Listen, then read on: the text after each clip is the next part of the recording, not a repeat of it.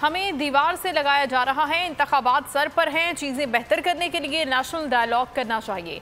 Party मुशावरत करे और मौजूदा हालात को देखते हुए फैसले करे। ख्वाजा आसिफ ने शहबाज शरीफ को मशवरा दे दिया। पार्टी सदर ने कहा कि जल्द मुस्लिम लीग नून मजीद बेहतर अंदाज में आवाम के साथ होगी।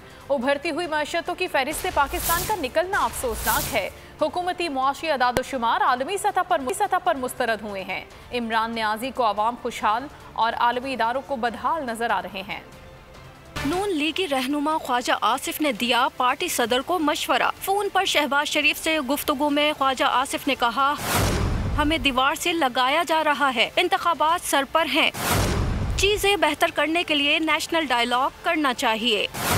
पार्टी मुशावरत करे और मौजूदा हालात को देखते हुए फैसले करे। पीपल्स पार्टी के साथ मुश्तरका लाहे अमल बनाना है तो इनकी सियासी साख को देखकर इनसे बात करनी चाहिए।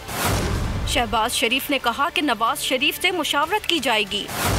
जल्द मुस्लिम लीग नून मजीद बेहतर अंदाज में अवाम के साथ होगी। दूसरी जानिब अपोजिशन लीडर शहबाज शरीफ ने एक बयान में वफाकी हुकूमत को फिर आड़े हाथों लिया।